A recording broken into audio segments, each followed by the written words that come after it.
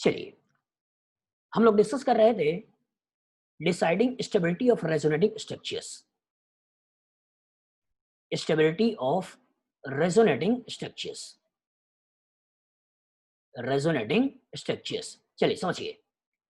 अगर किसी भी रेजोनेटिंग स्ट्रक्चर की स्टेबिलिटी कंपेयर करनी हो बेटा, तो सबसे पहला पॉइंट मैंने बोला था कि अगर कोई मॉलिक्यूल न्यूट्रल है, अगर कोई मॉलिक्यूल न्यूट्रल है तो उसकी स्टेबिलिटी ज्यादा होगी, और अगर कोई मॉलिक्यूल चार्ज्ड है, इसकी स्टेबिलिटी इन जनरल कम होगी। दूसरा जो पॉइंट मैंने बोला था, वो दूसरा ये बोला था कि जितना ज़्यादा पाई बॉन्ड होगा, उतनी ज़्यादा उसकी स्टेबिलिटी होगी, और जितना कम पाई बॉन्ड होगा, उतनी कम उसकी स्टेबिलिटी होगी।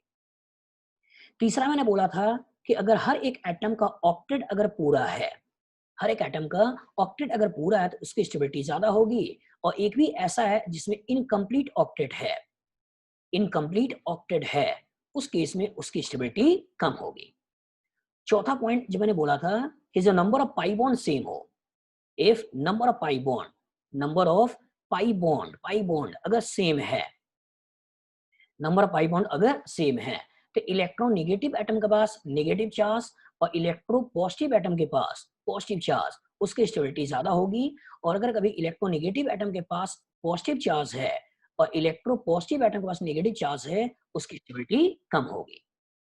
पांचवा पॉइंट मैंने जो आपको लिखवाया था, वही लिखवाया था सिमिलर चार्ज।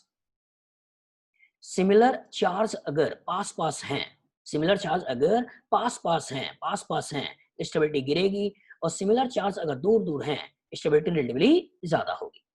मतलब डिसिमिलर चार्ज में अट्रैक्शन होगा, स्टेबिलिटी बढ़ाएगा, और सिमिलर चार्ज में रिपल्सन होगा, स्टेबिलिटी गिराएगा।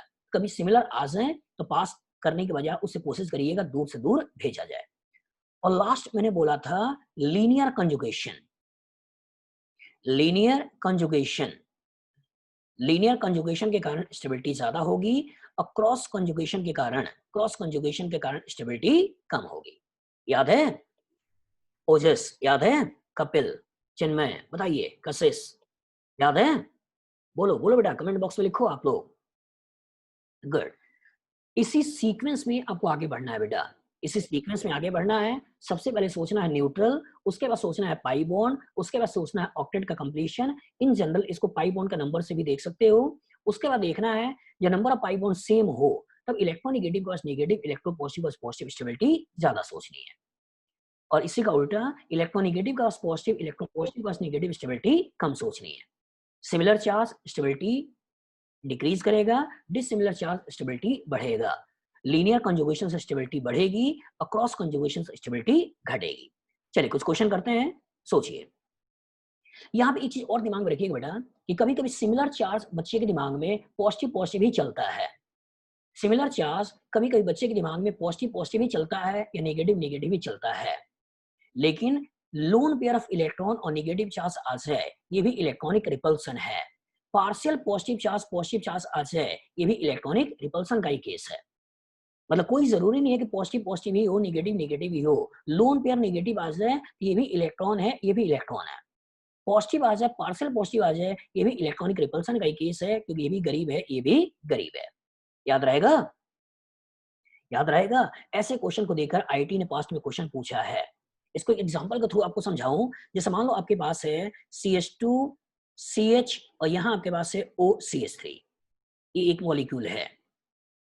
इस मॉलिक्यूल को मैंने किया गया, इस मॉलिक्यूल को मैंने ऐसे तोड़ा, इस पाई बॉन्ड को ऐसे तोड़ा।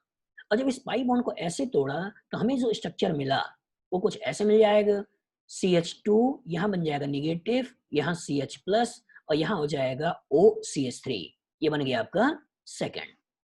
एक पॉसिबिलिटी ये भी हो सकती है कि हम इस पर्टिकुलर को ऐसे ना तोड़कर इस पर्टिकुलर को ऐसे तोड़ दें। और अगर इसको ऐसे तोड़ दें, तो अब जो स्ट्रक्चर बनेगा वो स्ट्रक्चर कुछ ऐसे बन जाएगा। CH2 प्लस, ये हो जाएगा CH माइनस, ये हो जाएगा O, और ये हो जाएगा CH3। इसे बोल देते हैं थर्ड है। चलिए सोच के बताइए, फर्स्ट सेकंड थर्ड, इन तीनों में सबसे ज्यादा स्टेबल कौन सा होगा? बताओ आकाश, कपिल, बताओ। First, very good. First Kashish, first Mayank, first, very good Ojas, first. तो फर्स्ट को ज्यादा स्टेबल कर दिया बेटा, क्योंकि पाई बॉन्ड 1 है, पाई बॉन्ड 0 है, पाई बॉन्ड नहीं है, 0 है। चलिए अब बताइए, फर्स्ट के बाद कौन सा, सेकंड या थर्ड? बताइए, सेकंड या third? Second, very good, second, very good, second. क्यों? क्योंकि यहाँ पर लोन पेयर है, यहाँ पॉजिटिव चार्ज है, इनके बीच में इलेक्ट्रॉनिक अट्रैक्शन होगा।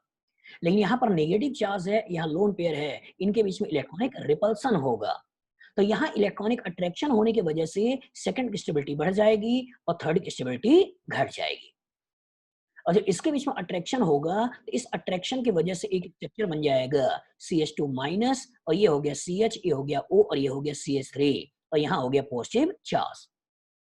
और इसको अगर मैं फोर्थ बोल दूं, इसको मैं फोर्थ बोल दूं, तो सोचिए, अब मैं अगर फर्स्ट सेकंड थर्ड फोर्थ चारों को लेकर आपसे क्वेश्चन पूछूं, इन चारों में सबसे ज्यादा स्टेबल कौन सा है, तो कौन सा कहोगे?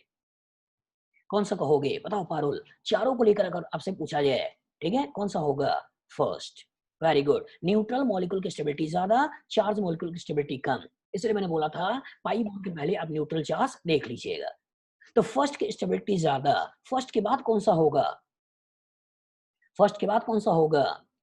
ओजस सेकंड बोल रहे हैं, कपिल सेकंड बोल रहे हैं। अरे बेटा इसमें देखो पाई बॉन्ड 0 है, पाई बॉन्ड 0 है, इसमें पाई बॉन्ड 1 है, और जो पाई बॉन्ड 1 है तो फर्स्ट के बाद कौन सा होगा? फोर्थ।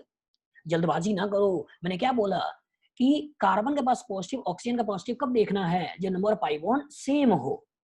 जब number of pi bond same हो तब देखो किस तरह के एटम के पास किस तरह का चार्ज है। लेकिन अगर हर एक एटम का ऑक्टेट पूरा है, इसकी स्टेबिलिटी ज्यादा होगी इन कंपैरिजन टू दोज जिसमें एक भी ऐसा एटम है जिसका ऑक्टेट पूरा नहीं है। इसलिए फर्स्ट के बाद आएगा फोर, और उसके बाद जो आएगा सेकंड, फिर आएगा थर्ड।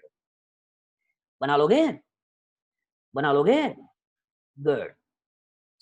चलिए इंपॉर्टेंट, मैंने आपको जब सिखाया था कि ए डबल बॉन्ड बी, सी के पास लोन पेयर, तो डायरेक्ट मैंने यहां से यहां ऐसे इलेक्ट्रॉन भेज दिया था। क्यों भेजा था? क्यों? क्योंकि यहां से जब डायरेक्ट इलेक्ट्रॉन यहां से यहां भेजोगे और पहले से जो चौथे स्ट्रक्चर को बनाओगे, तो फर्स्ट के बाद स्टेबिलिटी फोर्थ की आएगी। इसीलिए हमने इसको पर्टिकुलर को पहले ऐसे तोड़कर पॉजिटिव और नेगेटिव नहीं दिखाया, और डायरेक्ट इसको मैंने यहां से इसी को बना लिया।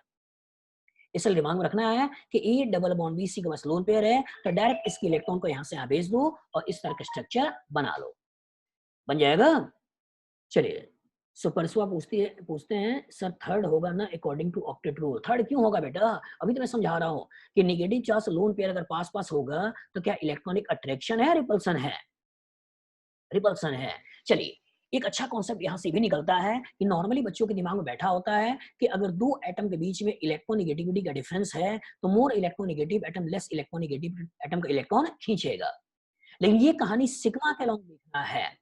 इसको अगर आप ध्यान से देखो, ऑक्सीजन की इलेक्ट्रोनेगेटिविटी कार्बन की इलेक्ट्रोनेगेटिविटी से ज्यादा है, बावजूद आप इसके इलेक्ट्रॉन को इधर से इधर भेज रहे हो और यहां से स्ट्रक्चर बना रहे हो। आप इसके इलेक्ट्रॉन को इधर से इधर नहीं भेज रहे हो। क्यों? क्योंकि ऐसा भेजने से इलेक्ट्रॉनिक रिपल्सन है, और ऐसे तोड़ने से इनके बीच में इलेक्ट्रॉनिक अट्रैक्शन है। तो पाई बॉन्ड के अलोंग कॉन्सेप्ट अलग होता है और सिग्मा बॉन्ड के अलोंग कॉन्सेप्ट अलग होता है। मतलब इसी में अगर माइनस आई सोचो तो सिग्मा के अलोंग माइनस आई है, लेकिन पाई के अलोंग आप बाद में देखोगे इसी को बोलेंगे प्लस एम है। तो पाई के अलोंग इसका इलेक्ट्रॉन इधर आएगा और सिग्मा के अलोंग इसका इलेक्ट्रॉन इधर जाएगा। डिफरेंस क्लियर है? बताइए, डिफरेंस क्लियर है? बोलो बोलो, डिफरेंस क्लियर है? बोलो भाई, हाँ या ना, कुछ तो बोलो। हाँ, चलिए कुछ क्वेश्चन करते हैं जिससे आपका कॉन्सेप्ट थोड़ा और क्लियर हो जाए और आप देख पाओ कि कंपटीशन में कैसे क्वेश्चन पूछे जाते हैं। चलिए सोचिए,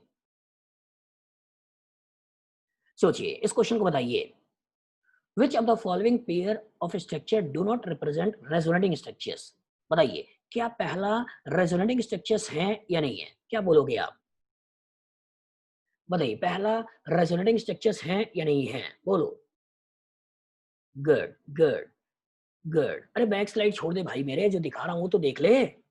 चलिए आओ आओ, जो मिले उसी को खाओ, जो ना मिले उसके लिए अभी ना सोचो। ठीक है, चलो आ जाओ, आ जाओ, बताओ पहला रेजोनेटिंग स्ट्रक्चर्स है या नहीं है? नहीं है। क्यों? क्योंकि रेजोनेंस में हर एक एटम की पोजीशन सेम होती है, और यहाँ O है, यहाँ OH है, मतलब रेजोनेटिंग स्ट्रक्चर्स नहीं है। चलिए इस पर्टिकुलर इस बी को सोचिए, बी को सोच के बताइए रेजोनेटिंग स्ट्रक्चर है या नहीं है? बताइए, बी रेजोनेटिंग स्ट्रक्चर है या नहीं है? प्रकाश कहते हैं है। बाकी लोग सुगंध है। गुड। यही आपके पास है क्या बेटा? A double bond B C double bond D. इसी के इलेक्ट्रॉन को जब यहाँ से यहाँ कर दोगे तो इस तरह का स्ट्रक्चर बन जाएगा, रेजोनेटिंग स्ट्रक्चर्स है। तीसरे के बारे में सोचो बेटा, रेजोनेटिंग स्ट्रक्चर्स हैं या नहीं है? तीसरे के बारे में सोचो, रेजोनेटिंग स्ट्रक्चर है या नहीं है? सेजल है, प्रकाश है, वेरी गुड है। अनुराग कहते हैं नहीं है। सोचो बेटा, इसी बॉन्ड को अगर मैं ऐसे तोड़ दूं तो यहाँ हो गया लोन पेयर और ये हो गया पॉजिटिव। ए के पास लोन पेयर, बी के पास पॉजिटिव, इसको ऐसा शिफ्ट कर दें तो ये नहीं बन जाएगा, ये नहीं बन जाएगा, बन जाएगा। और अगर बन जाएगा तो ये भी रेजोनेटिंग स्ट्रक्चर्स हैं। सोचिए, ये रेजोनेटिंग स्ट्रक्चर है या नहीं है? डी। अनुराग बताओ। है, very good. A double bond B, सी के पास लोन पेयर, इसी के इलेक्ट्रॉन को यहां से यहां कर दोगे, स्ट्रक्चर बन जाएगा, रेजोनेटिंग स्ट्रक्चर्स है। तो जो रेजोनेटिंग स्ट्रक्चर नहीं है वो आपका आंसर कौन सा हो गया? ए। बना लोगे? चलिए, इसको थोड़ा सा छोड़ते हैं, ये आपने देख रखा है, और जरा क्वेश्चंस पे आते हैं। चलिए सोचते हैं। ये क्वेश्चन आईटी ने आपसे पूछा था, ये क्वेश्चन मैं आपको दिखाना चाहता था। ये क्वेश्चन आईटी ने आपसे पूछा था, सोचिए और सोच के इसका आंसर बताइए। चलिए बताइए, कुछ क्वेश्चन इससे रिलेटेड आईटी से जो पूछे हैं उसको जरा देखिए और देखकर अपने आंसर को दीजिए। बताइए। अभिनव, अभिनव सोचो बेटा, सोचो। न्यूट्रल मॉलिक्यूल, उसके बाद नंबर पाई बॉन्ड, फिर ऑक्टेट का कंप्लीशन, फिर पाई बॉन्ड का नंबर बराबर हो, उस केस में आपको देखना है किस तरह का एटम के पास किस तरह का चार्ज है। फिर आपको देखना है सिमिलर चार्ज पास पास और लीनियर कंजुगेशन क्रॉस कंजुगेशन। चलो सोचो सोचो। पूछ रहा है which of the following resonating structure of 1-methoxy 1,3-butadiene is least stable. चलिए एक बार मैं इसका स्ट्रक्चर बना दूं।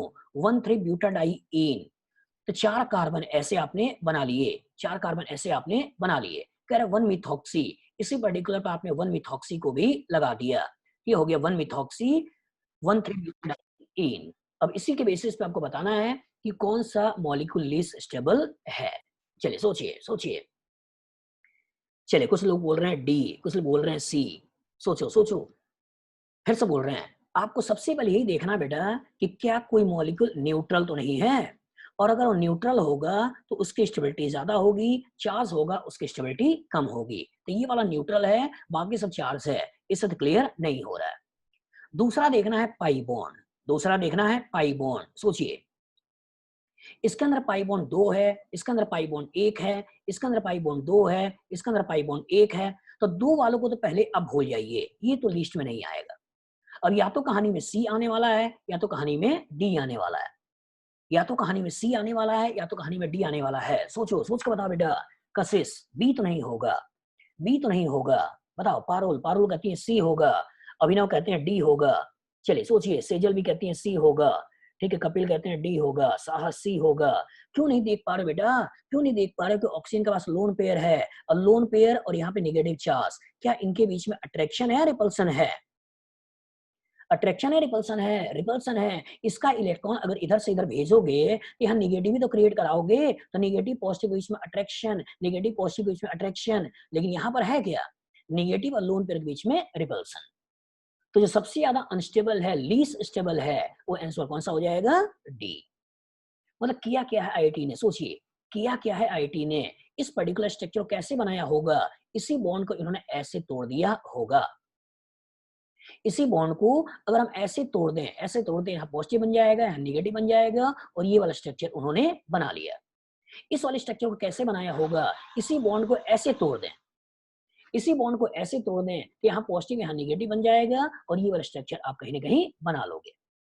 इस वाले स्ट्रक्चर को कैसे बनाया होगा? इस वाले स्ट्रक्चर को कैसे बनाया होगा? इसी के इलेक्ट्रॉन को यहाँ से लेकर ऐसे भेज दिया होगा, और भेज कर ये वाला स्ट्रक्चर बना लिया होगा। इस वाले स्ट्रक्चर को कैसे बनाया होगा? इसी के इलेक्ट्रॉन को यहाँ से यहाँ भेज दिया होगा, और ये स्ट्रक्चर बना लिया होगा। मतलब है सब इसी मॉलिक्यूल के 1-methoxy 1,3-butadiene, इसी के सारे रेजोनेटिंग स्ट्रक्चर्स हैं। इन्हीं के सारे रेजोनेटिंग स्ट्रक्चर हैं। कभी इस बॉन्ड को तोड़ दिया, कभी इस बॉन्ड को तोड़ दिया, कभी ऐसे तोड़ दिया, कभी ऐसे तोड़ दिया, कभी ऑक्सीजन की तरफ इलेक्ट्रॉन को भेज दिया, कभी ऑक्सीजन से दूर इलेक्ट्रॉन को भेज दिया, और उसी के बेसिस क्वेश्चन को क्रिएट कर लिया। तो फिर से बोल रहे हैं, 6 पॉइंट्स हैं, उन्हें दिमाग में बैठा लीजिए। सबसे पहले सोचिए न्यूट्रल, सबसे पहले सोचिए कि क्या कोई न्यूट्रल तो नहीं है। उसके बाद सोचिए नंबर ऑफ पाई बॉन्ड, जितना ज्यादा पाई बॉन्ड उतनी ज्यादा स्टेबिलिटी। फिर सोचिए ऑक्टेट का कंप्लीशन होना। ऑक्टेट के बाद अब सोचिए किस तरह के एटम के पास किस तरह के चार्जेस हैं। इलेक्ट्रोनेगेटिव के पास नेगेटिव चार्ज, इलेक्ट्रो पॉजिटिव के पास पॉजिटिव चार्ज, स्टेबिलिटी ज्यादा। फिर सोचिए सिमिलर चार्ज। फिर सोचिए सिमिलर चार्ज अगर पास पास हैं तो इलेक्ट्रॉनिक रिपल्सन है, डिसिमिलर चार्ज पास पास है इलेक्ट्रॉनिक अट्रैक्शन है। और लास्ट में सोचिए लीनियर कंजुगेशन और क्रॉस कंजुगेशन। चलिए सोचिए इस क्वेश्चन को बताइए। आईटी ने 2007 में आपसे पूछा, आईटी ने 2007 में इस क्वेश्चन को आपसे पूछा। सोचिए, सोच के बताइए इसका आंसर क्या देने वाले हो। Among the following least stable resonating structure is. सोचिए least stable resonating structure is, बताइए सुगंध, बताओ बताओ अदर्स, सोचो। ए,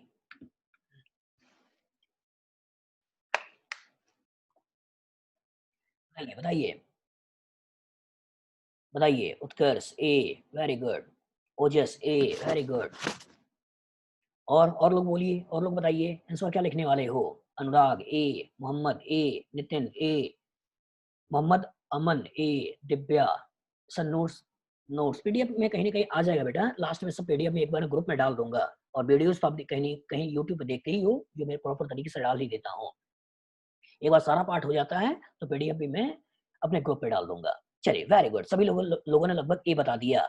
यहाँ नाइट्रोजन के पास पॉजिटिव, यहाँ कार्बन के पास पॉजिटिव, दो पॉजिटिव चार्ज पास पास पास पास, इलेक्ट्रॉनिक रिपल्सन, और इस रिपल्सन की वजह से स्टेबिलिटी सबसे कम आने वाली है।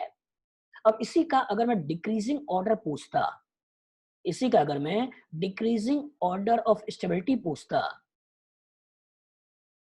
बता दोगे। चलिए सोचिए डिक्रीजिंग ऑर्डर ऑफ स्टेबिलिटी क्या निकलने वाली है।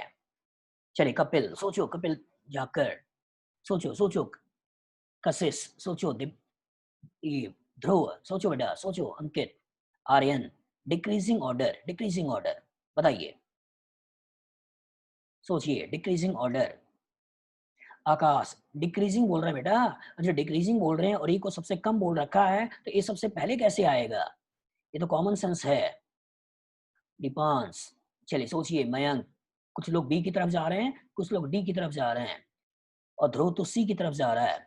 चलिए सोचिए, फिर से बोल रहे हैं, सबसे पहले सोचिए न्यूट्रल, सबसे पहले सोचिए न्यूट्रल, क्या कोई न्यूट्रल तो नहीं है। चार चार चार चार, न्यूट्रल से क्लियर नहीं है।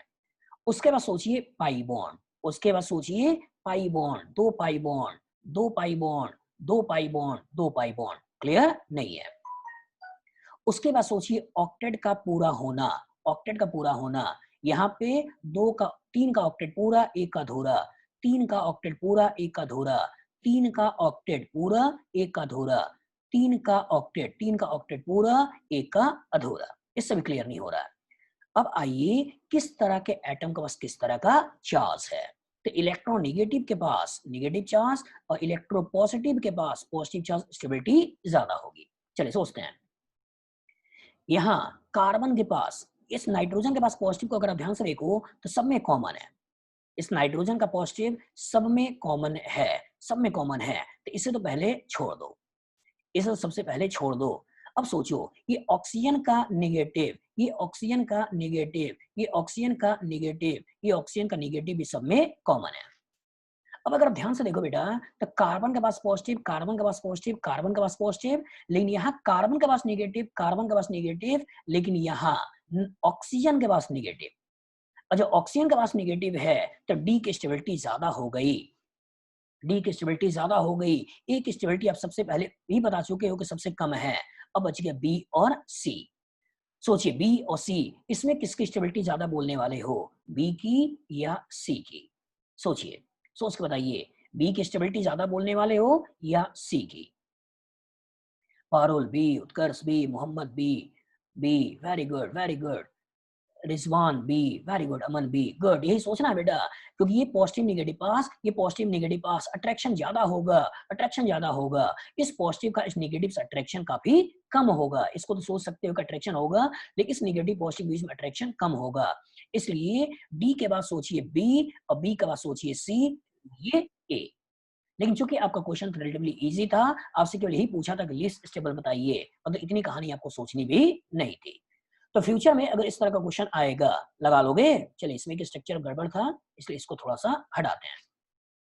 फ्यूचर में अगर इस तरह का क्वेश्चन आएगा, लगा लोगे? बताइए। हाँ, गुड। चलिए एक क्वेश्चन और लेते हैं, सोचिएगा सोचिएगा।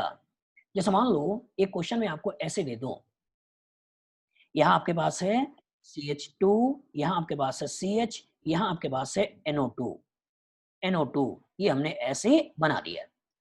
अब एक बार मैं कर क्या रहा हूँ, इस बॉन्ड को ऐसे तोड़ रहा हूँ, और अगर इसको मैं ऐसे तोड़ दूं तो ये बन गया CH2 प्लस, ये बन गया CH माइनस, ये बन गया N डबल बॉन्ड O, ये O माइनस, ऐसे आपने बना दिया।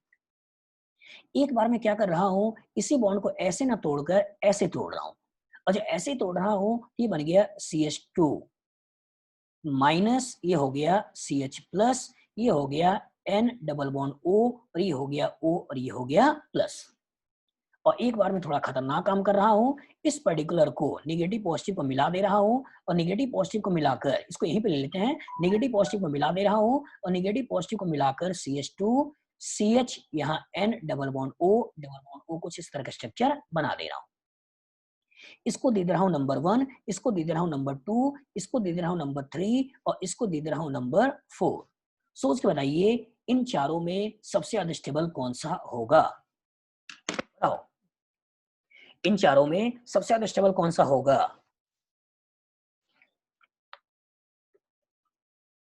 चलिए जितने भी आंसर मैं देख पा रहा हूं, सारे आंसर डी की तरफ भाग रहे हैं। मयंक, कशिश, आदर्श, आर्यन, सेजल, उत्कर्ष, लगभग सारे लोग आंसर 4 की तरफ जा रहे हैं। यही कहानी का ट्विस्ट था, फंस गए आप। इस नाइट्रोजन को अगर आप ध्यान से देखें, इस नाइट्रोजन के पास टोटल बॉन्ड कितने हैं? नाइट्रोजन के पास टोटल बॉन्ड कितने हैं? 5। और अगर नाइट्रोजन के पास 5 हैं बॉन्ड, तो क्या 10 इलेक्ट्रॉन का भी हो सकता है?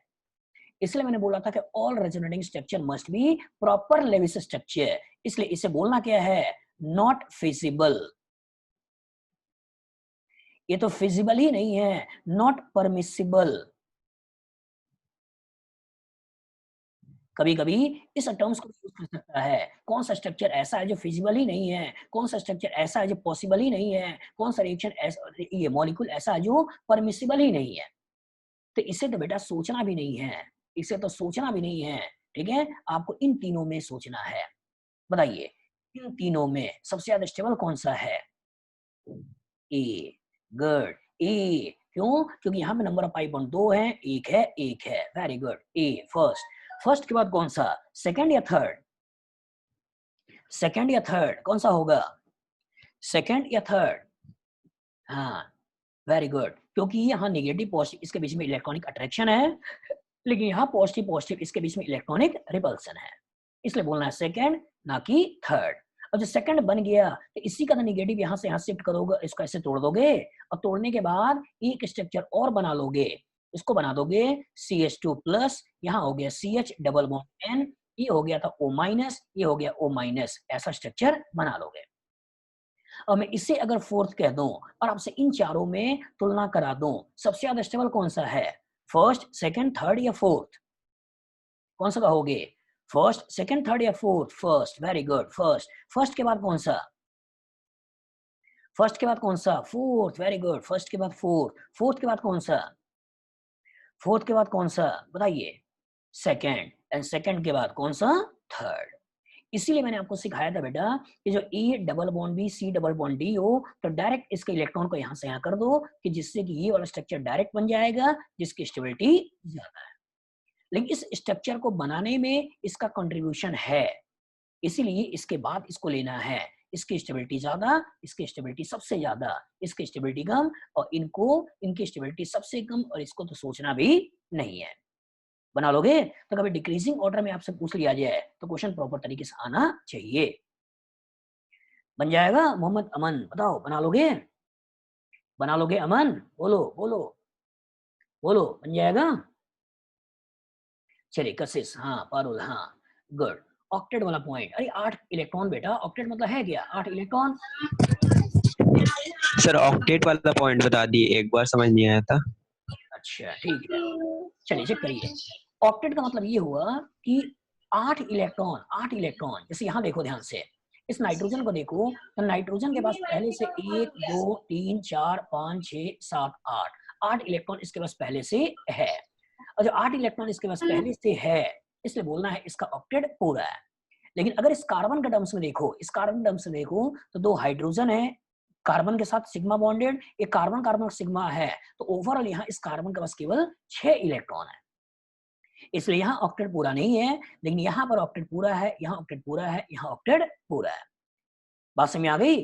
तो फिर से एक बार रिवाइज करवा रहा हूं। सबसे पहले सोचिएगा न्यूट्रल मॉलिक्यूल, उसके बाद सोचिएगा नंबर ऑफ पाई बॉन्ड, उसके बाद सोचिएगा ऑक्टेट का कंप्लीशन होना, उसके बाद सोचिएगा अगर number of pi bond same है तो इलेक्ट्रोनेगेटिव के पास नेगेटिव चार्ज ज्यादा स्टेबल, इलेक्ट्रोपॉजिटिव के पास पॉजिटिव चार्ज ज्यादा स्टेबल। पांचवा सोचिएगा दो सिमिलर चार्ज पास पास इलेक्ट्रॉनिक रिपल्सन, दो डिसिमिलर चार्ज पास पास इलेक्ट्रॉनिक अट्रैक्शन। और लास्ट सोचना है लीनियर कंजुगेशन ज्यादा स्टेबल, क्रॉस कंजुगेशन कम स्टेबल। पार्थ फोर्थ एक्सप्लेन कर दीजिए। फोर्थ है क्या, बार बार कह रहा हूं, जब number of pi bond same रहे, number of pi bond same रहे, जैसे इसमें देख लो बेटा, इससे क्लियर हो जाएगा। इसमें भी देखो नंबर ऑफ पाई बॉन्ड 1 है, इसमें भी देखो नंबर ऑफ पाई बॉन्ड 1 है, लेकिन यहाँ पे आप क्या देख रहे हो, दो सिमिलर चार्ज पास पास देख रहे हो, यहाँ दो डिसिमिलर चार्ज पास पास देख रहे हो। चलो इसको ऐसा ना समझो, थोड़ा सा और क्लियर करते हैं। चलिए यहाँ आपके पास से मान लो CH2 डबल बॉन्ड CH और यहाँ आपके पास CH डबल बॉन्ड O, ऐसे ले लो, इससे आपका फोर्थ पॉइंट ज्यादा अच्छे से क्लियर हो जाएगा। चलिए समझिए, E double bond B C double bond D। अब आपका मन किया कि इसका इलेक्ट्रॉन में इधर से इधर भेज दूं, और जो इसका इलेक्ट्रॉन इधर से इधर भेज दूं तो बन जाएगा CH2 प्लस, यहाँ हो जाएगा CH डबल बॉन्ड CH, तो ये बन जाएगा O माइनस।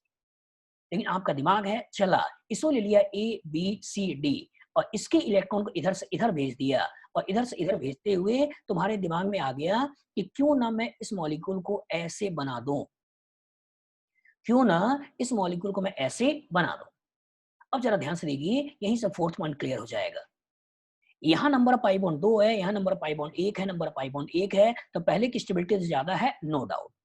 यहाँ देखो नंबर ऑफ पाई बॉन्ड बराबर है, सेकंड से लगेगा नहीं, न्यूट्रल है नहीं, फर्स्ट से लगेगा नहीं, ऑक्टेट एक का पूरा, एक का अधूरा, एक का पूरा, एक का अधूरा, इससे भी क्लियर नहीं हो रहा है।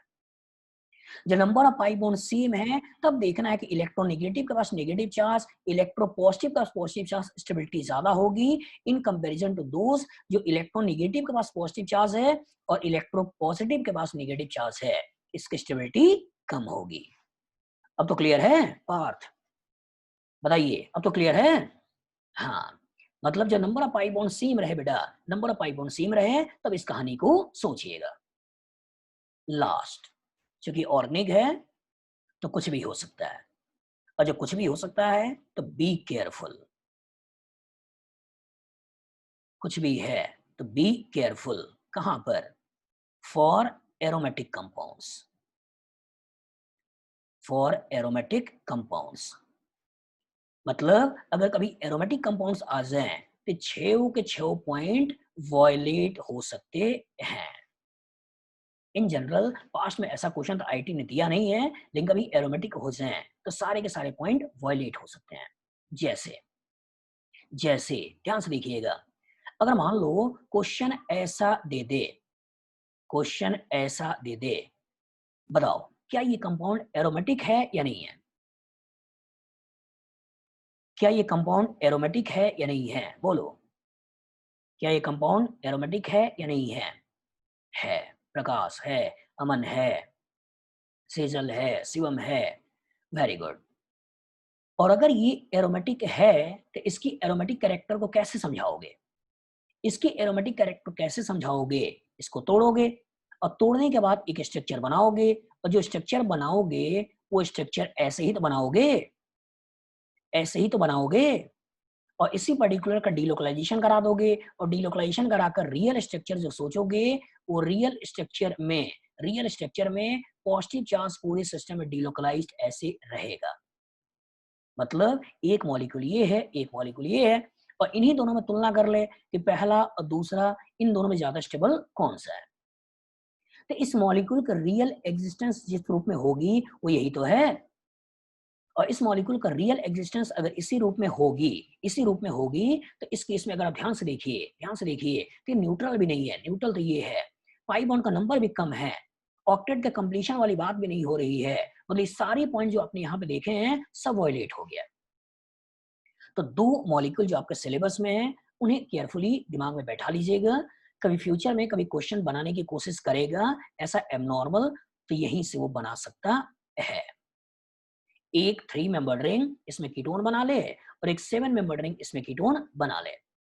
इसको भी अगर हम एरोमेटिक बोल रहे हैं तो इसीलिए बोल रहे हैं कि इस मॉलिक्यूल का पाई बॉन्ड टूटेगा और टूटने के बाद एक 7 मेंबर्ड रिंग ऐसा बनाएगा और इस 7 मेंबर्ड रिंग की वजह से यहाँ आएगा पॉजिटिव चार्ज और यहाँ आएगा नेगेटिव चार्ज। इस पॉजिटिव चार्ज की वजह से पूरा सिस्टम डिलोकलाइज हो जाएगा, मतलब एरोमेटिक कैरेक्टर आ जाएगा और एरोमेटिक कैरेक्टर होने की वजह से अगर इन दोनों में तुलना कर दिया जाए तो सेकंड की स्टेबिलिटी ज्यादा, फर्स्ट की स्टेबिलिटी कम। इसी तरह यहां से सेकंड की स्टेबिलिटी ज्यादा, फर्स्ट की स्टेबिलिटी कम। बना लोगे? तो फ्यूचर में इस तरह का क्वेश्चन आ सकता है, खासकर एडवांस में। मेन की तो औकात नहीं है कि ऐसा क्वेश्चन पूछे, लेकिन एडवांस कुछ भी कर सकता है। उसमें अगर कभी ऐसा क्वेश्चन देने की कोशिश करे तो केयरफुल रहिए। एरोमेटिक में ये सारा वेरिएशन हो सकता है, सारी एबनॉर्मलिटी देखने को मिल सकती है। चलो बना लो, लिख लो। सुपरस्वा बना लो, अदर्स, सुगंध। सुगंध दिमाग में रखो बेटा केवल कि जब एरोमेटिक है तो एरोमेटिक कैरेक्टर समझाओगे कैसे? उसको समझाने का तरीका ही है कि पाई बॉन्ड को तोड़ दें और पॉजिटिव नेगेटिव चार्ज बना लें। पाई बॉन्ड को तोड़ दें और तोड़कर पॉजिटिव नेगेटिव बना लें। अदर्स इसी तरीके से समझा सकते हो कि पूरे सिस्टम में डिलोकलाइजेशन है और पूरे सिस्टम में डिलोकलाइजेशन होने की वजह से ओवरऑल कंपाउंड एरोमेटिक बना। तो इस मॉलिक्यूल के एरोमेटिक कैरेक्टर को समझाने का तरीका ही यही है, रियल एग्जिस्टेंस इस रूप में होगा ही होगा। बात समझ में आ गई? चलिए करिए, बनाइए। तो ये कुछ तरीके हैं और एक छोटा सा पॉइंट है जिससे क्वेश्चन पूछा जाता है। चलिए अब आते हैं हम रेजोनेंस का ही एक नाम और है जिसको बोला जाता है मेसोमेरिक इफेक्ट। देखिए मेसोमेरिक इफेक्ट, हेडिंग डालिए मेसोमेरिक इफेक्ट।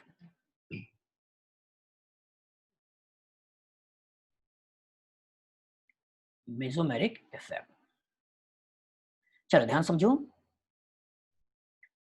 अगर इस मॉलिक्यूल के बारे में सोचा जाए, इस मॉलिक्यूल के बारे में सोचा जाए और इस मॉलिक्यूल के बारे में सोचा जाए, ध्यान से देखिएगा और एनालाइज करने की कोशिश करिएगा। क्योंकि इसके बीच में इलेक्ट्रॉनिगेटिविटी का डिफरेंस नहीं है, A double bond B C double bond D सोचते हुए इलेक्ट्रॉन को इधर से इधर भी भेज सकते हो और A double bond B C double bond D सोचते हुए इलेक्ट्रॉन को इधर से इधर भी भेज सकते हो। यहाँ पर चूंकि इलेक्ट्रॉनिगेटिविटी ऑक्सीजन का ज्यादा है तो A double bond B C double bond D electron हमेशा इधर ही जाएगा। इसमें A double bond B C के पास लोन पेयर और अगर A double bond B C के पास लोन पेयर है इसका इलेक्ट्रॉन हमेशा इधर से इधर ही जाएगा। तो अगर कभी कंजुगेशन दोनों डायरेक्शन में हो जाए, अगर कभी कंजुगेशन दोनों डायरेक्शन में पॉसिबल हो तो इस तरह के कंजुगेशन को बोला जाता है रेजोनेंस है। इस तरह के कंजुगेशन को बोला जाता है रेजोनेंस है। लेकिन यही रेजोनेंस, यही कंजुगेशन अगर यूनिडायरेक्शनल हो जाए, एक डायरेक्शन में हो जाए, तो इसी यूनिडायरेक्शनल रेजोनेंस को एक नाम देते हैं, वो बोलते हैं मेसोमेरिक इफेक्ट है। इसी यूनिडायरेक्शनल मतलब एक डायरेक्शन, यूनिडायरेक्शनल रेजोनेंस को कंजुगेशन को नाम देते हैं, वो नाम क्या है? रेजोनेंस है। मतलब किसी एटम या ग्रुप ऑफ एटम के लगने की वजह से अगर इलेक्ट्रॉन का फ्लो एक डायरेक्शन में हो रहा है, तो इसी डायरेक्शनल रेजोनेंस को नाम देना है मेसोमेरिक इफेक्ट है। याद रहेगा? बताइए, याद रहेगा? मयंक बोलो, बोलो शिवम, याद रहेगा? सेजल बोलिए। चलिए पॉइंट के रूप में लिखो, पॉइंट के रूप में लिखो। When conjugation occur, when conjugation occur in both direction,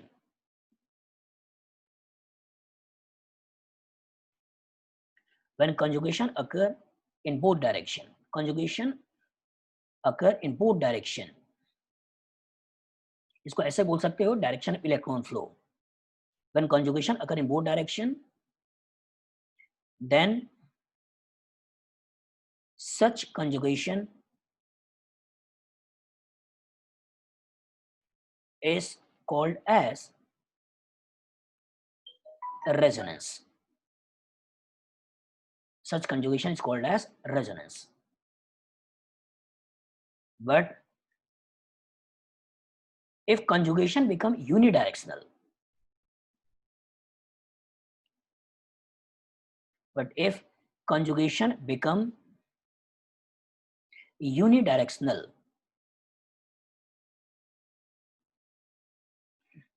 then it is called as mesomeric effect. It is called as mesomeric effect. Mesomeric effect. अब इसको बना लो,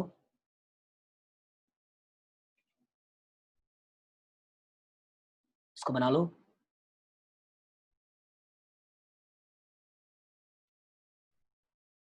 एम इफेक्ट, इसे को छोटे में बोलते हैं। M effect is of two types, एक माइनस एम और दूसरा प्लस एम। जो भी इलेक्ट्रॉन को खींचे उसे बोलना है माइनस एम है, और जो भी इलेक्ट्रॉन को दे उसे बोलना है प्लस एम है। सुगंध, किसी एटम ग्रुप ऑफ एटम के लगने से अगर इलेक्ट्रॉन का फ्लो एक डायरेक्शन में हो, किसी एटम ग्रुप ऑफ एटम का लगने से इलेक्ट्रॉन का फ्लो एक डायरेक्शन में हो, इसी यूनिडायरेक्शनल रेजोनेंस का नाम है मेसोमेरिक इफेक्ट है। अब इस पर्टिकुलर का लगने से कार्बन इलेक्ट्रॉन रिच बन रहा है, और इस पर्टिकुलर का लगने से कार्बन इलेक्ट्रॉन डेफिशिएंट बन रहा है। तो जो भी कार्बन से इलेक्ट्रॉन को खींचे वो माइनस एम है, और जो भी कार्बन को इलेक्ट्रॉन दे वो आपका प्लस एम है। चलिए, mesomeric effect is of two types. और जो आपको याद रखना है, ऑर्डर ऑफ माइनस एम, पहले NO2, फिर SO3H, फिर नाइट्राइल, फिर एल्डिहाइड, फिर कीटोन, फिर एसिड हैलाइड, फिर एसिड एनहाइड्राइड, फिर एस्टर, फिर एसिड, और फिर अमाइड, फिर अमाइड। और अगर ऑर्डर ऑफ प्लस एम की बात करें तो दिमाग में रखना है O minus, NH2, NHR, NR2, OH, OR, NHCOR, OCOR, fluorine, chlorine, bromine, iodine. चलिए बनाइए, लिखिए।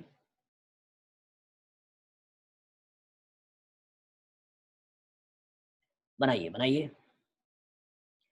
तो ये ऑर्डर आप लोगों को याद रखना है। जैसे आपने प्लस आई माइनस आई का ऑर्डर याद किया है, जहां सिग्मा बॉन्ड होगा उसे वहां यूज करना है, और जहां पाई बॉन्ड होगा वहां इस एम को याद रखना है। और पाई बॉन्ड अल्कीन चैप्टर में आएगा, अल्काइन चैप्टर में आएगा, 12th क्लास के एरोमेटिक वाले सेगमेंट में हर चैप्टर में aryl halide, phenol, anisole, benzaldehyde, benzoic acid, aniline, हर जगह आएगा। तो जहां जहां पाई बॉन्ड आ जाए वहां रेजोनेंस वाली बात आएगी। कितना लोग हो जो नेक्स्ट क्लास में इस ऑर्डर को एकदम अच्छी तरीके से याद करके आओगे? बताइए, कितना लोग हैं जो नेक्स्ट क्लास में इन्हें अच्छी तरीके से याद करके आओगे? कर लेंगे, वेरी गुड वेरी गुड। मतलब बस इतना ही याद रखना है बेटा। अगर आपने प्लस आई प्लस एम माइनस एम चार ऑर्डर याद कर लिया तो आगे ऑर्गेनिक में क्वेश्चंस को लगाना आपके लिए काफी इजी हो जाएगा। नेक्स्ट क्लास में आपको दिखा देंगे हाइपर कंजुगेशन, और उसके बाद इसी इलेक्ट्रॉनिक इफेक्ट की हम लोग प्रॉपर तरीके से एप्लीकेशंस देखेंगे। उन एप्लीकेशंस में आपको दिखाएंगे पूरी ऑर्गेनिक केमिस्ट्री ही इस इलेक्ट्रॉनिक इफेक्ट का एप्लीकेशन है, जिसमें हम GOC2 में चले जाएंगे, रिएक्शन इंटरमीडिएट्स, और उसके बाद GOC3 में चले जाएंगे जिसमें एसिड और बेस वाली बात कहीं ना कहीं की जाएगी। ठीक है। तो आज की क्लास यहीं पर रोकते हैं। नेक्स्ट क्लास में हम लोग हाइपर कंजुगेशन वाले सेगमेंट को देखेंगे। ठीक है।